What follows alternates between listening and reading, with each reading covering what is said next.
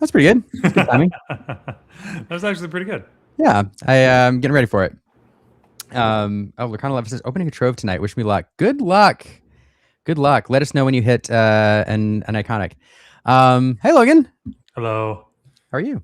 I am great. It is, dude, we had a really busy weekend. And like, I say we've been kind of in a lull, but the last couple of weekends is just kind of, it feels like more people are talking about the game than ever. Honestly, it feels like there's been a lot of fire and a lot of eyes on the game, especially the last like 3 weeks with the release of Winterspell. I don't blame them. I think Winterspell is a really good set. I finally got all fancy binders up and ready to go. Uh-oh. What happened? You glitched for a second. I don't know what it was, but I think you're good. Is that my glitch or your glitch? I don't know. Well, I'm not sure yet. We'll find out soon. But yeah, Winterspell, good set. A lot of good Lorcana being played. We had the mega 4,000 person event in Ghent, and then Charlie's happened this past weekend. I think you were there, weren't you? I was. Yeah, Charlie's was there. Kind of overshadowed a little bit by Ghent, but plenty of fun things happened there. Yeah, I can't wait to talk about both events.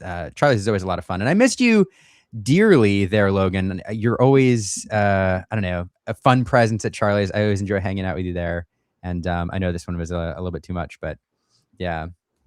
Yeah, unfortunately, like flying into Houston is significantly more expensive than flying into Atlanta. So I couldn't swing this one, but I'm doing my best to make the next one. RMB and Humble and I are already talking about plans to make it to the next Charlie's.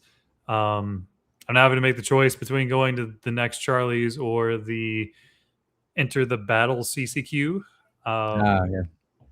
So I guess we're just going to have to see how the next few events pan out to see which one I end up going to.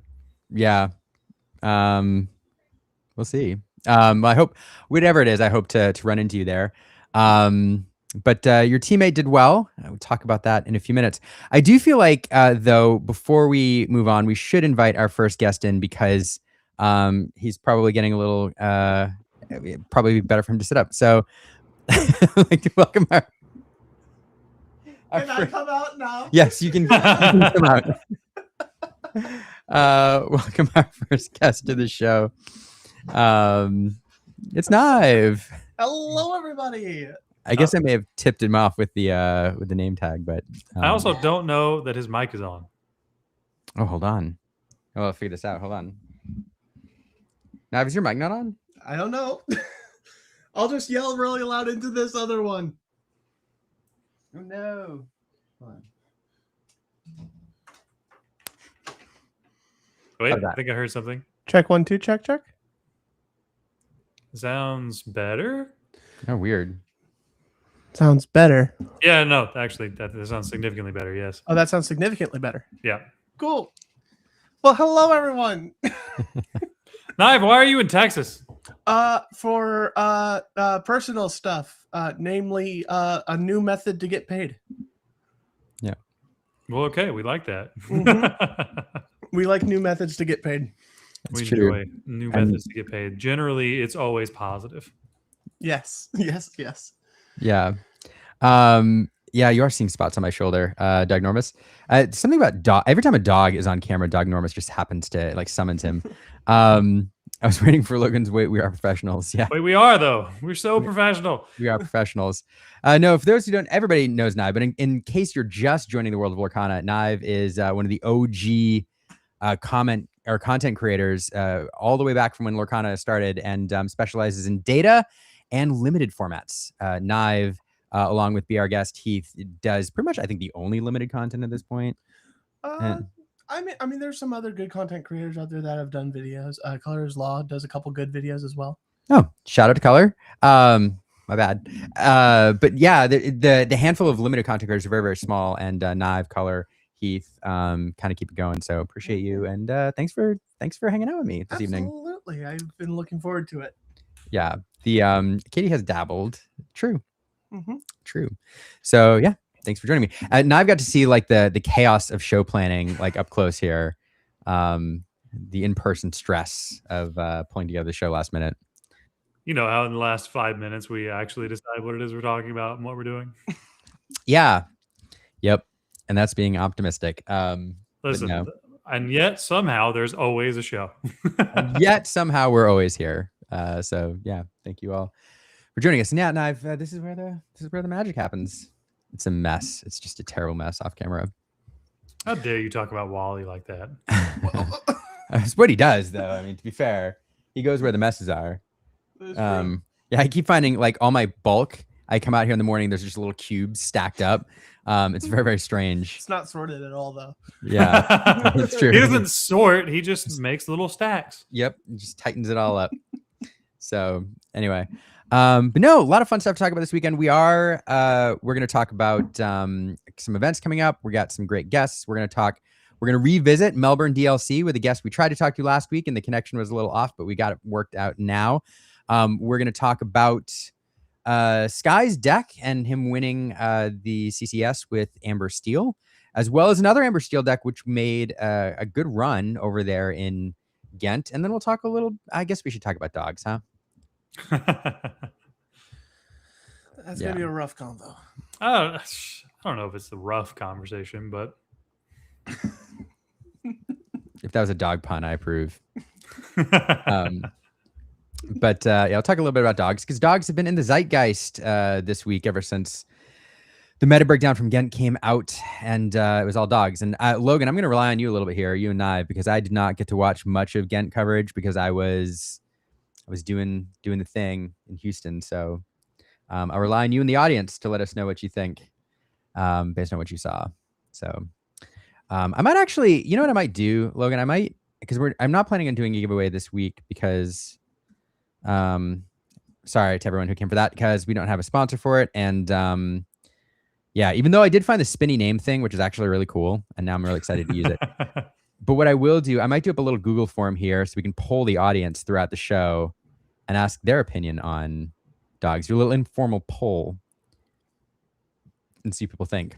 I'll get that up and running shortly. But what else? We'll use the spinny wheel one way or the other. Yeah, we'll figure it out. So yeah, what else? I don't know. I guess before we bring in our first guest, I got to do. I was down in Houston this weekend. How was your weekend? How was your week in Lorcana? Like, how have you been, just personally? Talking to Knive or talking to me? Talking to you. Oh, me? I got to catch up Knive a minute ago. Well, I mean, so I think I've touched on this a few times. The team, I mean, just Maelstrom in general, we have a lot of fire this season, and just for Winterspell in general, play the game. I mean, when you have RMB and Humble like actively having fun playing certain decks, that's a good time, right? Yeah. But we've also just had a lot of events coming up.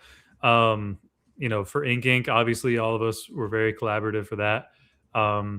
Wonder and Sky, I know, played a lot of games before Charlie's to make sure Sky was ready to go for that. We tried to give Sailor as much data as possible going into Ghent this weekend. Just like individually, just giving notes and things like that, and seeing just another weekend of just team success. Because when one of us succeeds, we've just really counted as a team success. I mean, Sky taking down Charlie's was just another example of us really seeing that our theory crafting and just team testing nights are working out. So I couldn't be happier. Like, we've had 2 weekends in a row of Maelstrom winning an event, a big event at that. So now it's just kind of looking forward and, all right, what's the next one and how are we going to attack that one and continue to do well? Yeah. Interesting. Yeah, I don't know. It must be so gratifying. Like, I mean, of course to win, but then even to have a teammate or somebody you practice with, like to put all this time and effort and help them prep and then just watch them go do the thing. That's pretty cool. I really enjoyed everybody in the chat, like all of Sky's teammates throughout the weekend cheering for him each game. Maelstrom was there in full force and it was a lot of fun to watch. So I do want to ask you, what do you think of Austin, Texas? First time here? Yeah, first time setting foot on the soil of Texas. I've flown into the airport a couple times, but I like Austin. It's a pretty chill place. They've kept it weird. It's true. They've kept it weird. I think I've had my tally at about 38 Waymo taxis. Accurate. The automatic taxis. It took a little bit getting used to, but I think I've learned their driving patterns. But yeah, Austin's fantastic. Food's good. People are good. I think I accidentally ended up being an extra on some show while I was downtown. So very, very eventful. That'll happen. As one ought to do, just randomly in a town. You're just like, oh, hey, now I'm in a show. Now I'm in a show, and I didn't get paid for it. What gives? But I also got to check out a couple of our local game stores down here. I went to Game Castle and I went to Black Castle Games, I believe. Fantastic places. Got to hang out there. I opened a Enchanted Dumbo, or not Dumbo, Enchanted Eeyore while I was. Any Enchanted is good. That's pretty cool. Yeah. I mean, the Eeyore, that's pretty awesome. The Eeyore, yeah. I got. It's one of my chases. Yeah, I got to play some Sealed with Dan, with a new box. So that's fun. We as you were talking about Enchanted, apparently the chat is blowing up because apparently JDZ rolled in with a raid. Yeah. JDZ, thanks so much. I hope you all had a wonderful stream. Oh my goodness, all the things. All the borks. Yeah, all the boards. Well, hello everyone. This is what it looks like when the text is yes, the joys of emoji text. Yep. Yep. So there you go. This is better. Yeah, thanks for joining us. JDZ wanted us to say ban tramp. Interesting. Well, chat, I have good news for you. I'm going to paste it here again. If you're just joining us, we've got some awesome guests coming up. Nav is here in person. We're going to talk about the events this weekend. We're going to talk about a potential dogs ban. You can vote. I've got a poll here that you all can vote in. Let your opinion be known. Leave some notes. Let us know what you think should happen. We're doing an informal audience poll here, and I'm excited to see what you all think. Results are already rolling in. And I will actively be Hades' advocate for whatever the community votes. I will argue the opposite, just so that we have equal hearing. Look at this. I'm watching them roll in right now, and oh my goodness, the proportions are changing. This is going to be fascinating. Yeah, okay. We're gonna have to. You love data. This is gonna be. This is beautiful. Oh my goodness, we're almost at statistically significant. This is amazing. All right, get your votes in now. Only vote once for the sake of science. For the sake of science. That way, Naive can say this is statistically relevant and can reference it on Twitter. That is true. That is true. I'll tell you. You can share the poll afterwards cool. From your account and talk about statistics. All right, super fun. But thanks JD for joining us. Thanks for everybody for hanging out with us for a bit. Logan, what do you think about bringing in our next guest? I think given the new climate of our chat, this would be a really good time to bring in our guest. Well, oh my god, it's unhinged. It's unhinged now. All right, we're gonna bring in our first guest. We are gonna talk about some of the events from this last weekend, but first, want to take an opportunity to talk a little bit about an event coming up this summer. There's a tournament series, which I know all three of us really enjoy. A lot of you in the chat have been. It's the Sharp Gaming series down in Arkansas. And really excited to hear that they're going to get a CCQ this summer. And joining us tonight is Phil Sharp of Sharp Games. Phil, how's it going? It's going great. How are you? Good. Congrats on the CCQ. Thank you so much. Took a lot of work to get there, but I'm extremely blessed and excited to run it. Yeah, it's So speaking of, like, we were talking a couple of days ago, there is a minimum entrant requirement for it to be a CCQ, right? Correct. And how far away are we from that minimum? Just We three are people. Still 3 entrants away. So 3 entrants. so Just three. anybody who is even All right. remotely in the area, or even not, even if you're just trying to go to a CCQ, I mean, put it on your calendar. Come on out. We just need 3 entrants. And I think by the end of us talking to McPhilly, we can absolutely get 3 entrants to make sure it's officially CCQ. This is gonna be an interesting game. This is gonna be interesting. Okay, so I'm gonna post the entry link here. I think this is the entry form. You all can sign up. I wasn't gonna run a giveaway tonight. I don't know what I can. You know what I get? Knife, hand me that. Can you hand me that collector? The red thing. I can give away a trove. I finally got a restock on them. You want to give away a trove? Yeah, Winterspell trove. You know how hard those are to come by. That is true. So I will do this on my end. You can give away. We can give away a trove if you like, Phil. But I will do this if we get 3 people tonight to sign up to go over that CCQ hump. I will give away this to somebody in the chat here tonight. I don't have the 1 through 4 one. I have an extra second one, so it's not nothing. Yeah, we can do that at least. I'll do that at least. So there you go. We'll do Sounds that. Good. Yeah, we had a really good turnout the first couple of days, and then we were at Ink, and we advertised all weekend there. We got about another 30 people. Yeah. It's just a little hard because it's on the other side of the United States, but I'm still feeling good about it. I think we'll get to the 128, and I'm hoping that we cap. So I hope we hit I have a soft cap of 300, and if we hit that, I'm going to rearrange stuff and see if I can't get 400 or 450. And if we get there, then, oh man, sky's the limit. I was about to say, if you get there, then surely we can just rent out some space in the local hotel, right? So I actually won a venue last October, and I have a year to use it. So if it gets too crazy, I can rent out this mansion. And it's really cool. It's like on an air base, and call it the Scrooge McChampionship. Yeah, that's when you rebrand the whole thing. All of it is nothing but Scrooge. We're bringing back McDuck Manor, and it's at Sharp Gaming. I'll bring the chocolate gold coins, and we can all dive in it. Get a cosplayer to play host. Yeah.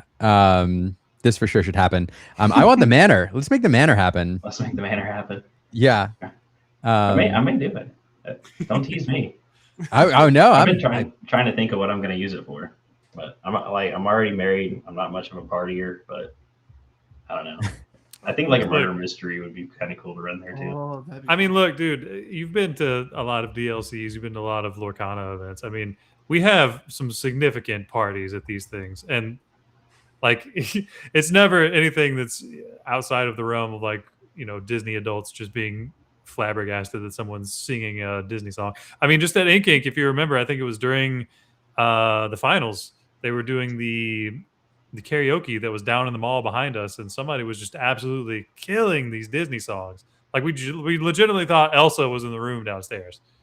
Oh man, it was like an angel came down in that mall, and just breathed new life into that mall. It was, I think there's a dozen of us that got up and went to go cheer her on. Yeah, pretty sure everybody that even vendors that were in the room left just came out to the balcony to listen to her sing. It was an experience. Man, the mall is still dead. But for that brief moment, it was alive. It was. Yeah. It started, glowing, and there was shining lights, and the room started spinning a little bit. Yeah. And so I did want to take a second. We have about 15 minutes, I think, with you here, and I wanted to make sure everybody knew about the CCQ. I'm gonna bring up a graphic here, and I also want people to know, that's true. Oh, are you mirrored? Oh, okay. Hold on. No, I can read it all right. Oh, okay, good.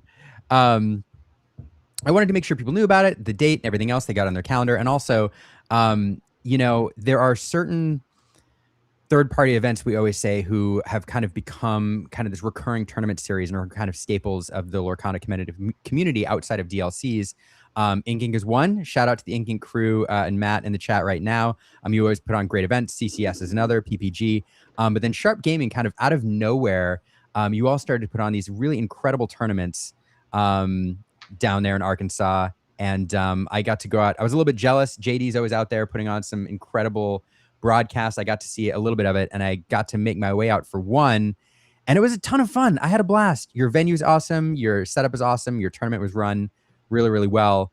And I just want people to know that if you're looking for a great competitive event, a good time, like you can't go wrong heading out to Sharp. It's a really good time. So put it on your radar. We also did not see a graphic if you were trying to put one on the stream. I'm trying to. My Nive is watching me fumble with this right here. It's being difficult. It's being difficult. Knives made it out to a lot of my events. I think all of them, besides like the first few like 1K, 2Ks. I have been to one. But been to one? Oh no. I've only been to one, but it was a fantastic experience. I played. I'm on the Sunflower Lumineers team, and I remember distinctly we had, I believe it was 10K, and round 3, it was such a hard game against one of my teammates that I actually hurt my knee from shaking it too much on the stress. But a fantastic event down there. Sharp Gaming, you guys are fantastic. I wish I could go down. I wish I could have gone down to every single one of your events. They're fantastic. Yeah, the Sunflower Lumineers have been down here at all of the big events, and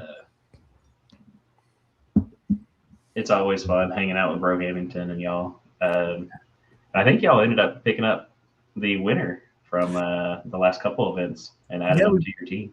Yeah, we picked up Zhang, a fantastic young player. He was actually in the round 1 feature match in Houston, rocking the dogs. And he did very well in Houston as well. He was pretty confident going in. He's got a bit of a swagger, Zane. He's sent me a note. He's like, here's what you should feature. Here's why you should feature me, because I'm going to win this tournament. And I was like, oh.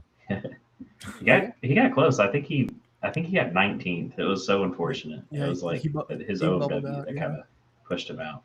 Yeah. Okay, here's the graphic. I had to go a roundabout way, but there you go. Screenshot this, everyone. There we go. Phil, you're gonna have to let me know if we hit another 3 people while we're throughout the show.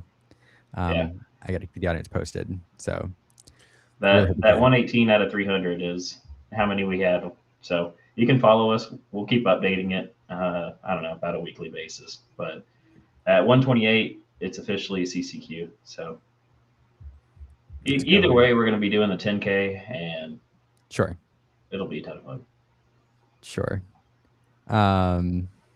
7 live viewers are now checking out with tickets, says Literally Lucky. Interesting. All right. Yeah, that's production. That's my wife. Oh, okay. She's awesome. So much fun. There we go.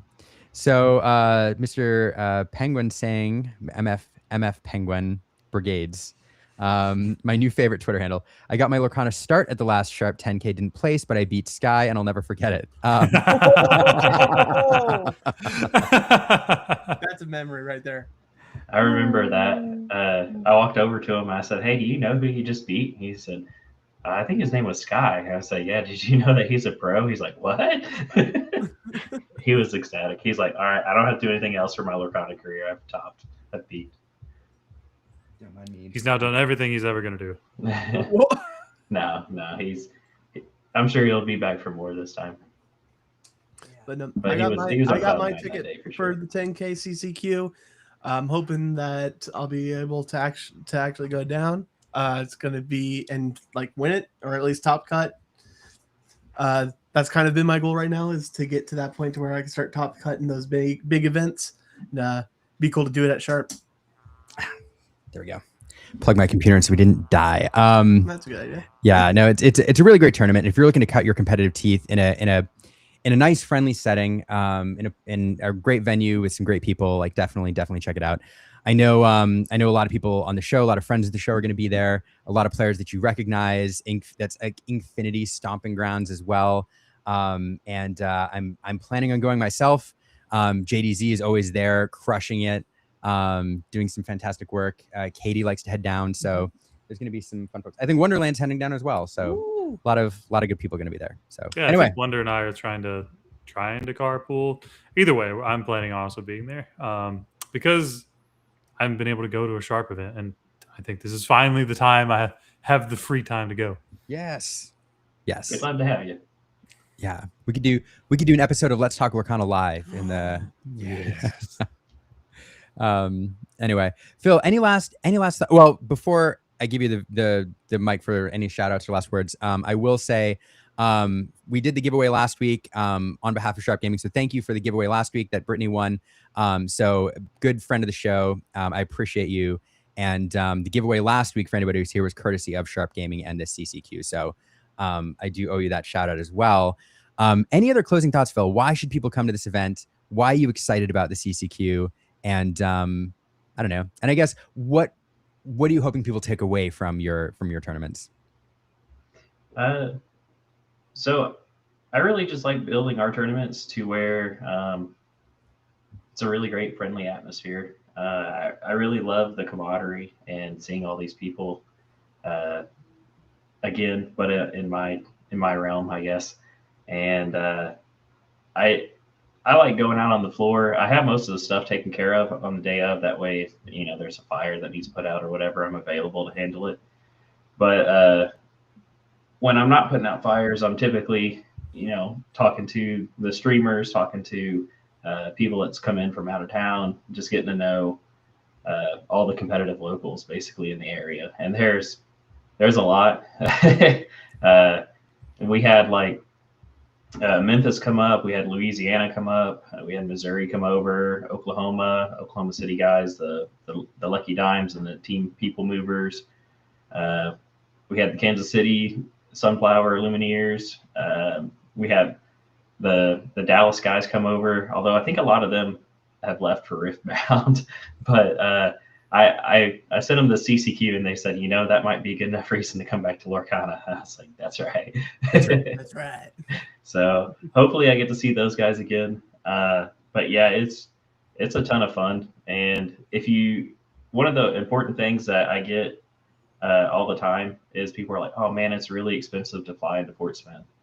And I agree. So if you're flying here, fly into XNA. It's about 30-minute drive from here, but it'll save you. I think Matt Hash priced his ticket, and flying into Fort Smith, it was like $750. But to fly into XNA, it was I think $275. So yeah. So Fort Smith, we pride ourselves on our award-winning bathrooms, and apparently that's where the huge markup in your ticket goes. So It is that's very one thing nice to be knowledgeable about. If those don't work, the other two closest airports are Tulsa, which is about an hour and a half, and Little Rock, which is about an hour and a half. And I think the cheapest one to fly into is Dallas, but it's 4 hours away. So you'll have to carpool with some people from Dallas, I guess. I don't know.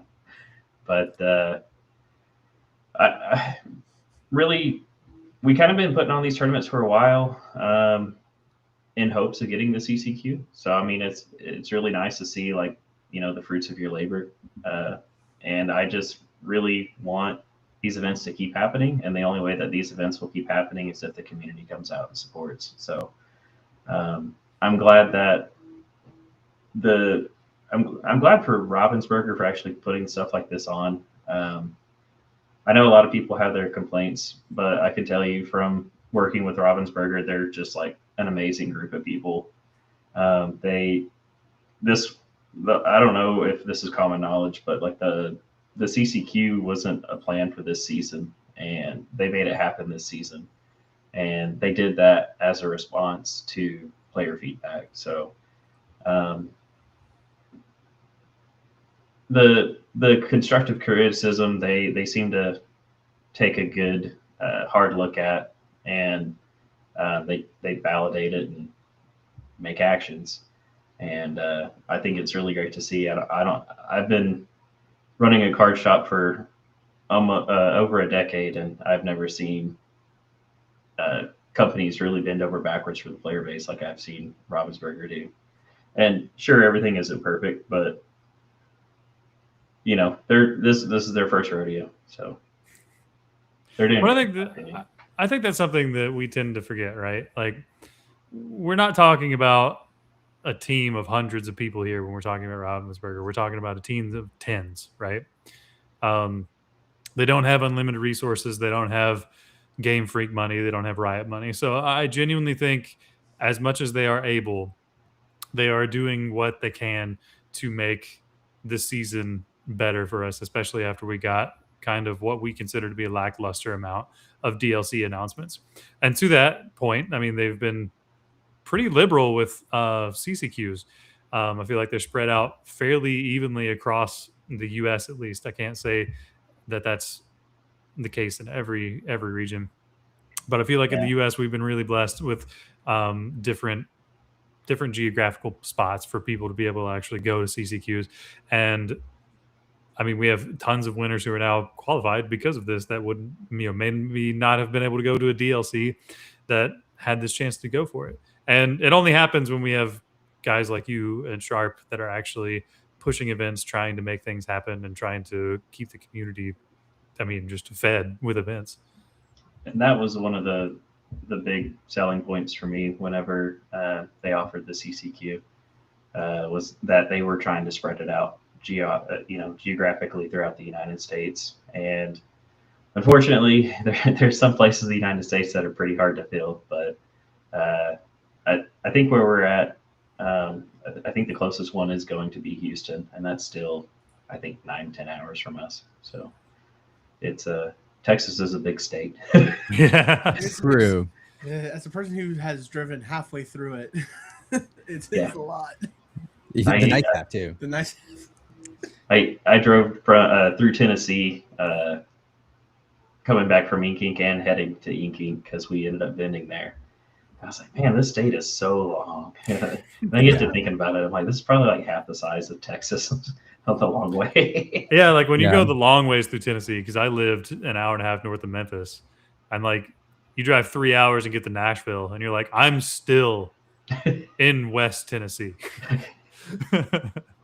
No, I will say the longest stretch would be Kansas. Trying to drive through Kansas, it's because there's just nothing. There's nothing out there. Cornfields. Sometimes not even that. Oh man. Sometimes just barren fields. But Phil, we did have a couple of people, just to clarify. This is a core event, not an Infinity event, correct? Correct. So we'll be doing core for the main event, and then we'll do a revival event on Sunday that's going to be Infinity. And then what we'll also be doing side events on demand starting after round 3 or 4, and then we're going to be doing like learn to plays, watch party. I'm trying to put together some other stuff like puzzling from Lorcana, and maybe coloring as well for the family, or people who are less competitive and don't want to play in the main event, but they want to come meet Liam and JDZ, Katie, and the rest of the casting crew. I'm not 100% sure where the casting crew is at, but I know you 3 have told me that you'll be here. So we still got a lot of work to do between now and July, but everything's coming together, and it'll be great by the time stuff gets here. That's awesome. When the time comes, we'll be ready. I'm excited. Yeah, family permitting, I will absolutely be there, and all of you should too. So Phil, thanks so much for everything that you do, and your wife does for the game and for your community, but not only that, the broader Lorcana community. Can't wait for the event. And also, both of you, keep taking a look at those registrations. Keep me posted on whether or not we hit that number tonight, because it's a small thing, but I can send it media mail. There's a collector's guide that I can send out. So yeah. So thanks so much for joining us. Any final thoughts? Yeah, just thank you for having me on and letting me talk about my passion. my passion isn't just, I keep going the wrong way. It's just running tournaments. I love playing the game, and I cast my vote, and I think dogs. Oh no. Ooh. Okay. I can't wait to show you and everybody else what the data looks like right now because it's fascinating. And I will say we do have statistically significant data, so We've hit the numbers. we have hit the We number. have hit the numbers. Yeah. Alright. Thank you so much for Phil. having me on. It was a pleasure as always, and I look forward to working with you for the next few months and getting all this ironed out. I'm excited. Thanks so much. We'll see you again soon. Yeah, thank you so much. Wonderful people. Fantastic people. Like, legitimately, if you haven't been to a Sharp Gaming event, this is the one to go to. I think you're all going to be very impressed with the store itself. But that aside, the owners, the judging staff that they have on deck, I mean, just the casters that they're going to have, he really puts on fantastic events. I would argue that it's Ink level of posterity. So, like, legitimately, if you are even on the fence, make this the one that you go and give it a shot. Yeah. And Fort Smith's actually a pretty decent place to hang out. They got a good hot pot spot that we went to last time. It's really good. Yeah. And a lot of fun people to have. And maybe we'll figure out Disney karaoke. I don't know. We'll do something. Karaoke. Only us, you might get to see Mo Shamblin, the community sweetheart. Ooh. Yeah, Infinitio is they're nearby, so it's it'd be fun to see them. And they always bring some spice. So Mo and Cody and the gang. So Brandon too is in the area. So all right, we have a sorry, we have a literally karaoke. We literally have a karaoke machine in our shop. So there we go. Disney karaoke. We'll make it happen. All right. Let's talk a little bit more about competitive. And we're gonna have to rewind a little bit, Logan, because I remember last week. We both remember we tried to bring in Dylan, and he was traveling. It was remote. It was tricky because the internet was not cooperating. And this week we've got him on a landline. I guess, can I say that? Like on an Ethernet, on a Wi-Fi. I don't know. We got him on a Wi-Fi. stationary on a computer box. And we're gonna talk with him a little bit about Melbourne, his run there. Before we talk a little bit more about what happened this weekend. But, the dogs conversation that we're all talking about still applies because it was the same meta, right? So, yeah, we can talk about that. So, anyway, I'm excited to bring back in Dylan Leduc, the winner of DLC Melbourne. Dylan, how's it going? Good, especially now that I can talk again. Now that you're loud and clear. So Now that I'm a real person. Right. Yeah, not just the talking robot. Yeah, it was we tried last week. We tried to power through, but yeah, a little rough. But no, I asked you this last week and we got the answer, but I'll ask you again. Like, how you feeling? You want a DLC? What's going on? Like, has it sunk in? Yeah, it's like seeing in as like I play more Lorcana, but one thing is like, now I have a bounty on my head like at all times. It is a big difference. So I go to a lot of locals, so everyone knows I play ChromaCon, and I could see people like being like, "Oh, I need item removal because I know Dylan's coming." So, yeah. Like, well, this is when you pull a sailor and like he would go to his locals, and it was like in the height of Ruby Sapphire. He would just bring Emerald Steel, and everybody would be like, "What are you doing?" Yeah, Mind games. like, yeah, I switched to like the ECS version once, and like it did turn out well. So I think I'd play multiple decks, but yeah, just a lot of decks I could play, so it's still gonna be fun anyways. So yeah, so dogs. Dogs. I hear they're good. Why? And this was more relevant last week. It's another couple weeks later, but I'll ask anyway. Why did you bring this deck in? Why is it good? Why ChromaCons? Like, what made you choose this deck for this particular meta down there in Melbourne? Well, it's like it's been good, and Mhm. like it got even better with the Will and Nani. So, like even until now, it's even evolved. So it's like even better than this deck. I think like even this deck is kind of outdated, but it was really good for the first week where people didn't really expect that like mini dogs to come out. But yeah, I did like last minute testing with Tiago, and then we eventually got to this deck between like the the Under the Sea version that people are playing nowadays. I mean, I remember specifically talking to Tiago, and he just, even in our conversations, he was like, I don't know why I would play anything else. He was like, there's so many busted lines, especially with Chromacon, because there's so many games where Chromacon just kind of shuts out your opponent completely if they don't have item removal. Um, how would you say, just in your opinion, that the Chromacon version differs from like the full-on Under the Sea version? What would you say are matchups that you're more favored into as opposed to the full Under the Sea version? I think Blurple becomes really different because if you play Chromacon and they don't have unreal, all you need to do is just find it.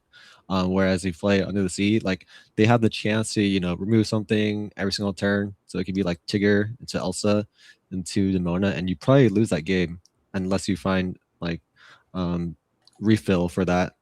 So it's really hard to get back, but Chromacon like kind of prevents that, or it at least adds like an extra dimension of them needing to find Wasabi. But since it was early in the format where people didn't know what they were facing, so it kind of like snuck its way through. And like, so you were just talking about, you feel like even now the list has evolved from this. From what you are seeing in your current list, like what would you say are the weak links, so to speak, or what are the cards that you'd be like, okay, I could realistically cut these for a tech card or something else? I guess I already cut the webbies for rhinos, and I kind of made more of it like a hybrid. So now I really like Zan's list that he won with, because he had 4 Under the Sea and 2 Chronicon. And then I think the only other things people really swapped out were like Ursula's and Mowgli's. So you have less of those, so you just like go faster. You don't really need those in a lot of matchups except for maybe Purple Steel. I actually in a blue green too, but you don't really see blue green pop off that much. Yeah, so his list also has Mickey Mouse and Finnick, which is really different. I haven't tried Finnick yet. And then Mickey Mouse, it's weird because like you kind of want to go fast with Chronicon, but then you have like the Under the Sea option too, so that's why it's like the best version probably has to be a hybrid. The only thing you have to really watch out for now is just like your uninkable count. So I know he dropped the daisies to help combat that. So I think this is where the lists or where most lists should be at right now. I was about to say, like you touched on it here, cutting the daisies just kind of makes you significantly slower. And instead of trying to be what people have always assumed dogs to be, which is kind of a low to the ground aggro deck, now you don't have those powerful lines that people have always dreaded. Like, all right, you go turn 1 daisy, turn 2 daisy daisy. Now you're trying to grind out and play this war of attrition. I mean, me personally playing it, I think that changes the deck significantly and really makes you have to focus on like a mid-range or combo centric game plan. Do you think that taking out the daisies, I don't know how to say this without maybe being somewhat somewhat weird about it, but like, you think that kind of takes away some of those like free opener wins that people have been dreading with Triple Daisy, or do you think this kind of is what people need to be leaning towards more when they're playing the deck? I think this is good. Like really, the good openers with the daisy is really only for like blue decks, which there's a lot, but the like if you have the lady package, they quest for a lot too. And actually, personally, against blue green, when I'm on the draw, I don't like playing daisies on 1 because they can get enough cards, and then if they have 2 Under the Seas, they can start keeping both in their hand or something. So you can actually resource star them and still play a bit aggressively. So yeah, daisies aren't like 100% needed. So I really like the direction that Zan chose here. And if you told anyone at Shimmering Skies that there would be a point where Daisy was not like necessary for an Amber Emerald deck, they would be laughing. But here we are. Yeah, because it's not aggro; it's hybrid. Like you could do so many things with it. Well, I mean, we even saw over the Ghent weekend, right? There are so many games. I would look at the board state and be like, okay, well, I don't know how Zan comes back from this.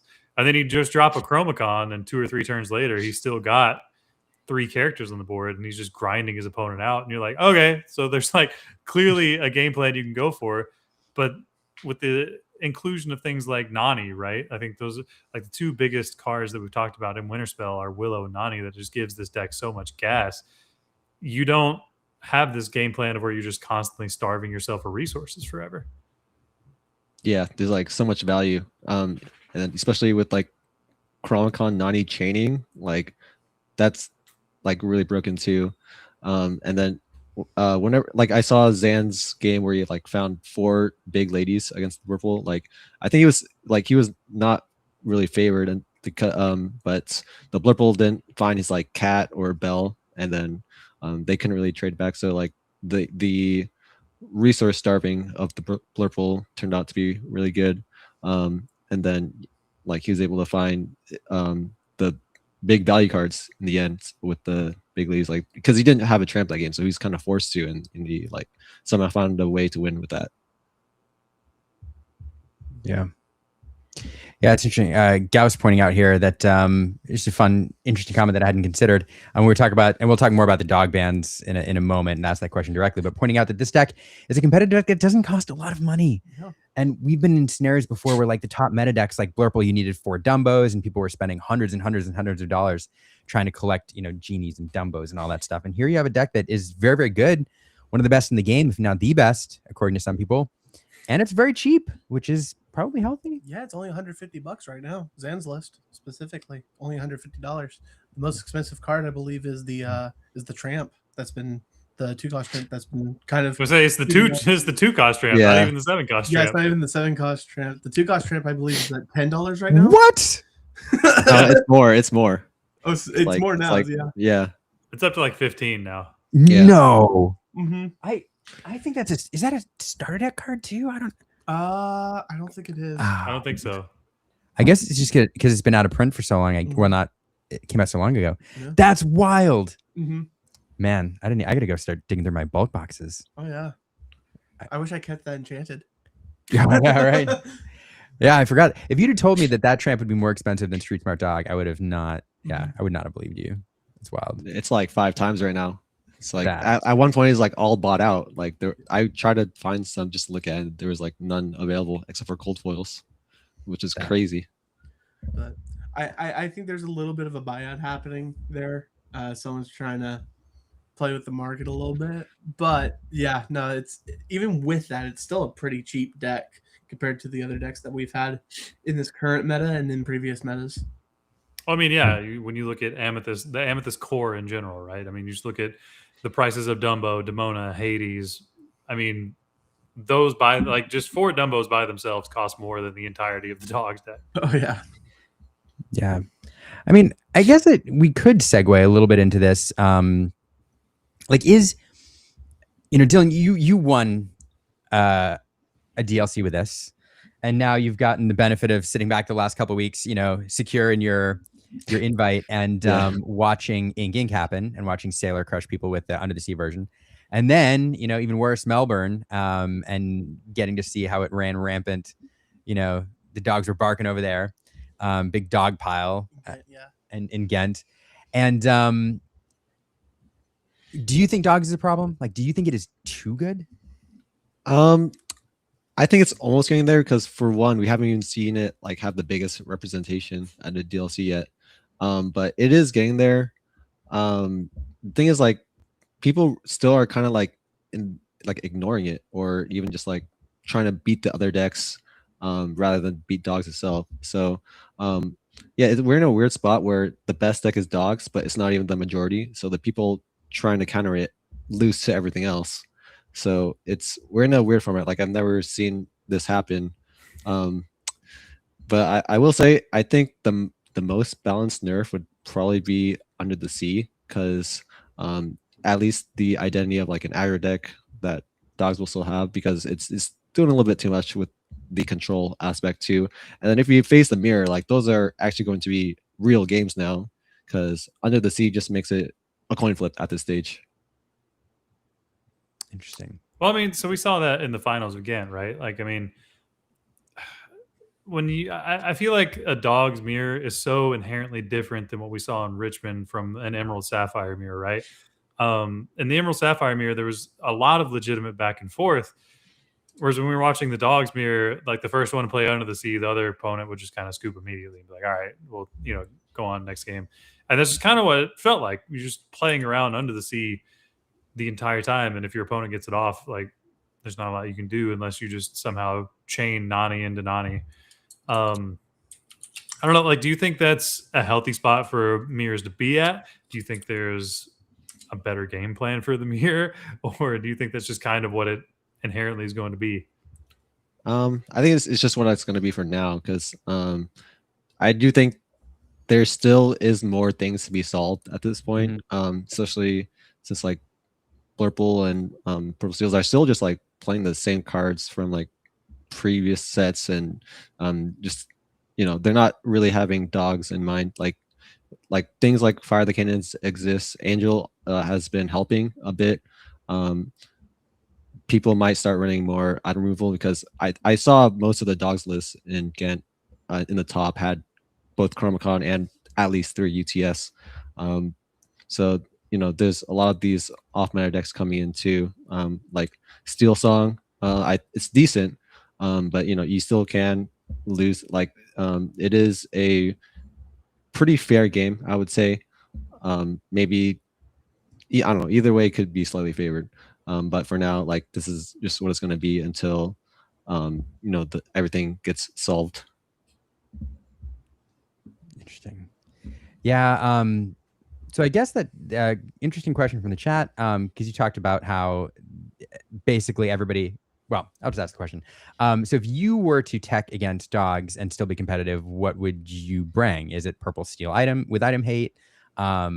We could probably talk about Amber Steel at this point. Like, how do you tech against dogs if that's what you're looking to do?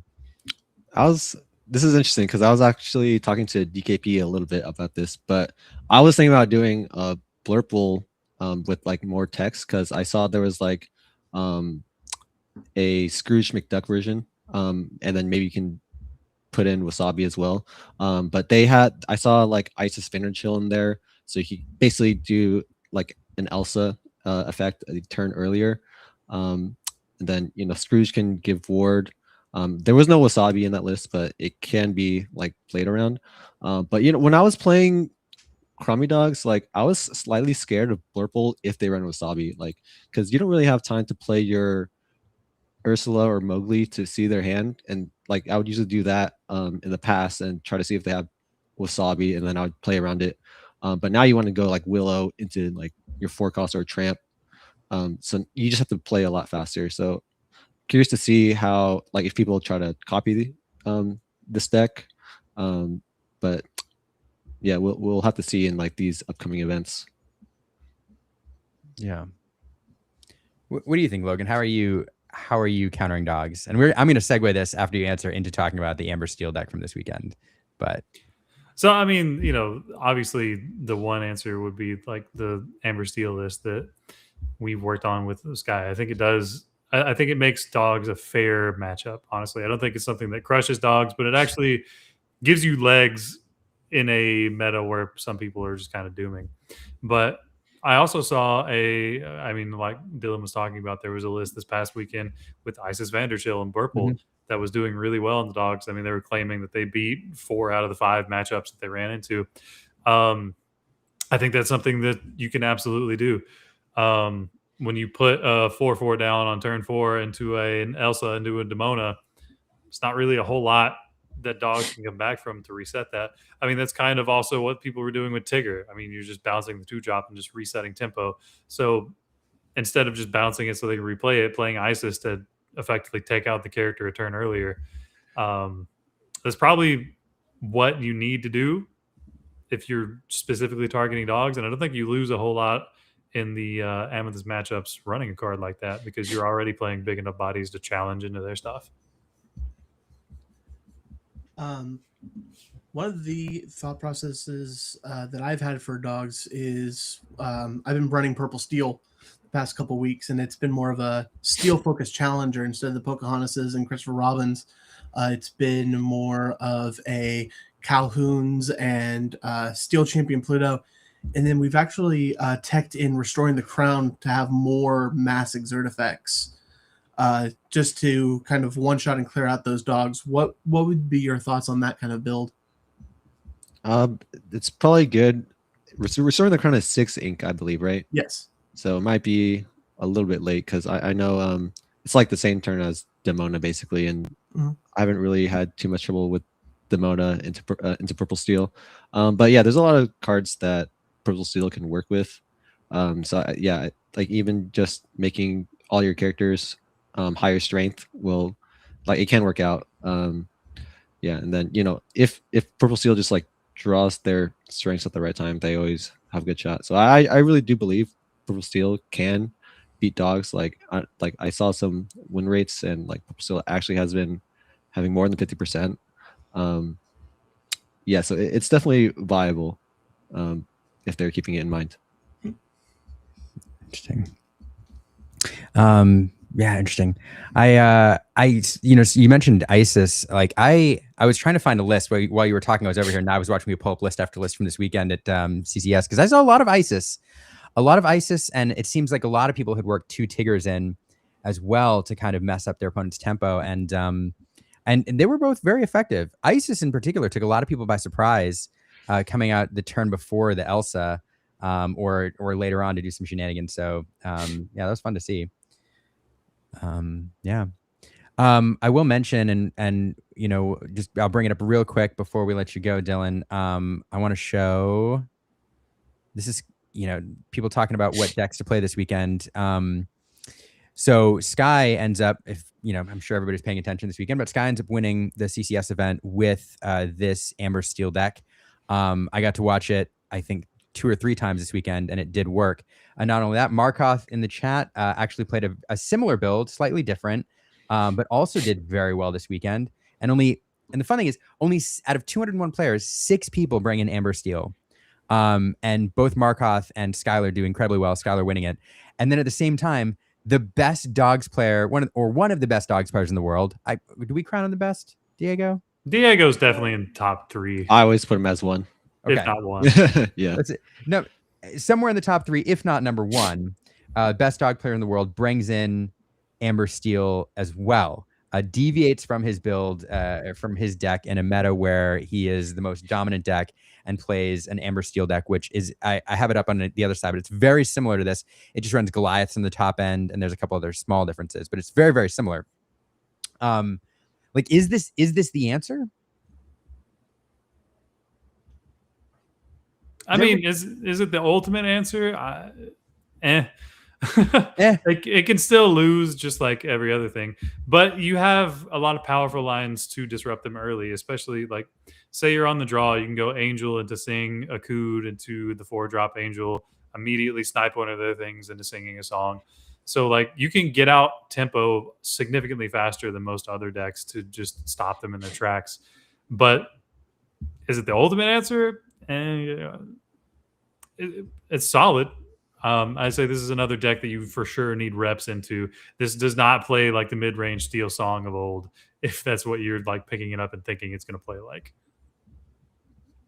Yeah, it's really interesting. It has some really fast lines where, obviously I have Angel underdog, but in general, you're dropping Angel, or you can drop Troubadour on 2, of course, Willow on 2 as well. But the goal, one of the really great lines, is to Akud early, and you can drop out that Snowboarder Stitch. You can get a Chief Powhatan out really early, and so you're going vertical very, very quickly, and then using the Snowboarder, using Aerial, Ethereal Singer, getting an extra card every turn to fuel the Angel. Angel picking off trees left and right is a lot of fun as dogs are trying to bring them online, and it just worked. And I was actually impressed with how well it worked, especially in the finals where Sky had 3 hurled its Thunderbolts in quick succession to just keep blasting his opponent's board. But it was a lot of fun to watch, and I was left with the impression, because sometimes you see these off meta decks come, like you see Zan bring in the 1-turn win deck into Charlie's, and you watch it and you're like, okay, that was a great meta deck for this tournament. It's Zan playing it, but there's no way this deck is more than like, 2 or 3% of any competitive meta for a variety of reasons. It's a deck that's good and can win, but it's going to be a fringe deck. I watched this play and I was like, you know what? I could see this as a deck that is very well represented in the top 5 in tournaments going forward if people get a chance to get reps on it. It's not kind of a fluke. I don't know that it's the ultimate answer to dog. I don't know if it's the reason we shouldn't ban something from dogs, but it is a deck that currently is not seeing a ton of play, which would broaden the meta a little bit and give dogs something else to worry about. I don't know. We're gonna leave it there. We're gonna leave it there. Like it looks good. We got. I mean, it almost feels like it's what if dogs but songs instead of the emerald pieces of the drawing and being able to go fast and sing Under the Sea. Instead, we're going to ramp into a snowboarder stitch, and that's going to be our card advantage. And then instead of Under the Sea, we're doing strengths and thunderbolts. Yeah. Yeah, and the benefit, like once you get an aerial thing, multiple times I saw multiple aerial ethereal singers in play, and drawing 2-3 cards a turn off of Stitch and the aerial, and it just worked. And Chief Powhatan, incredibly powerful card too. Oh yeah, bonkers. I would have thought a 5/5 would just a 5/5 beat stick would just be good on 4. Yes, 5/5 beat stick that can't beat anyone with the stick. That's true. A piece. But he can sing all your songs and he protects all your other singers. It's really good. And you can put it down as soon as turn 2. Yeah, it was fun. It was good to watch. I know most people are plugged into Ghent, and I know Diego is running this, so you got a taste of it over there. Slightly different. The Goliath does change a lot about the deck, but take a look at Sky's matches in particular. Well, everything in the top cut he 2-0s, so you're not going to get a lot of Lorcana in those matches, but you're going to get to watch him win on the play and on the draw, and it's really fun watching him pilot it. So I don't know. For the record, I invited Diego on tonight, and he almost was able to do it, but the travel was a little much, as you would understand, making the trip all the way back. But I did ask him, Diego, we're going to talk about dogs. You are the ultimate dogs player. Do you think we should ban something to keep this deck in check? What do you all think he said? I think he said no. Okay. Dylan, what do you think? I think all the dogs players are saying they don't need to be kept in check, because like I see what beats me, and like I just see people not really leaning into it. Okay. Now, do you think he said ban or no? Oh, you're doing math. I'm sorry. I saw a question about why Nani's in this specific deck, and I had to answer it. I think he said don't ban it. I think he sees the answers, and I think he sees people not using them. Okay, he might. So he told me, I'm on team ban dogs. It's gotten too out of hand. There can still be something there without 7-cost tramp. So I say get 7-cost tramp out of here. I think it breaks the deck. Like, color me incorrect. Yeah. Yep. So I found that fascinating. But anyway, I personally, and we can get into the ban talk in a moment. But actually, Dylan, I know I said we'd have you for a little while. And I think we've run out of time. So I will ask you I have 2 questions on the way out there. The first one I will, because we're going to keep talking about this, but I want your opinion. Like, unless I asked you this already. Did I ask him about banning dogs? What's your opinion? said to ban like Under the Sea. Okay, that's right. That's right. right. It would at least make a solo deck. I think if you ban Tramp, like a lot of like it basically makes a deck where, so like if you ban it, then it wouldn't really that powerful. And like I think blue, green, or purple would be really strong again. Like we've seen those metas already. Okay. Yeah. I that's banning Under the Sea is I remember you said that now. My bad. Yeah, definitely an answer. And yeah, I know. Though it's the one-sidedness of the board wipe, which is just so oppressive. So oppressive. Oh, go ahead. Yeah, Lorcana loves their one-sided board wipes. Yeah. Well, so there was a question that popped up of why Nani was in this Amber Steel deck if there's songs and more expensive characters. It does hit less frequently, or it's going to hit less characters than say in the dogs deck, but it still has about a 90% chance of hitting. So that's why it's still in the list, and it's a 3/3 for 3, which is already a good body for cost, but then a 90% chance to draw a card on top of it is always good. Well, I know the answer to that too. It's like you also just really need to find your dock in Ember Steel, because yeah, if you're discarding a lot with Angel, then you're gonna run out of resources. So Nani will help you to find that in a lot of games. Yeah. Well, Dylan, I appreciate you coming back. Any last minute thoughts, shout outs? Are you still on cloud 9 after the win? It's I'm coming back down a bit. But I do want to like mention like this is like the first time I was able to watch a DLC extensively because you know you either playing or it's like in a weird time zone. But one of my buddies, Eddie, he made top 8 in Richmond, but he also got top 32 in there. So I was really glad he made it. I didn't have that many connections go there. But yeah, he's been a good friend. He got the golden Mickey from Richmond, so now he's going to both Continentals. That's amazing. I mean, there's a few of those, but not many. No, not It's many, pretty no. impressive. Yeah. Well, shout out to Eddie. Yeah, connect us. Maybe we'll would love to talk to him. Oh yeah, when- sure, for when sure. you- Yeah, all right. Yeah. We'll do. Look, Eddie already has fans in the chat as well. Look at that. Speaking of Dylan, Yeah. if you don't have a ton of connections, we need to get you more connected, man. Like, it feels like like everybody I was watching at Ghent was like some of my friends. So like, we need to get you in these circles, dude. Yeah, I'm getting there for sure though. Well, I know you've been talking with Tiago more, so like that's Yeah, slow. he's been showing me around a lot. Yeah. But yeah. I think like probably the West Coast has like the least amount of those big names. But I do know at least like my circle who, and I think there are a lot of good players who just like aren't getting as much recognition. Yeah. No, I agree with you. Absolutely. Yeah. Well, yeah, definitely. Hey, lines open. Players like Eddie, we're always happy to have them on, and it's really cool. It is really cool that you got to watch because I love storylines. I love community. I love from the broad Lorcana community all the way to like the micro communities, like your LGS, and you getting to cheer on a buddy of yours and watch him perform so well over there is really cool. So that's awesome. Shout out to Eddie. And yeah, thanks for coming back. I tell and Logan will back me up on this. I say this every time. Open invitation. You ever want to come back? You have something to chat about? Let us know. Always happy to have you. Yeah, this is really fun. Yeah, Especially talking about dogs a lot, which I love to do. you will forever be associated with dogs, whether you like it or not.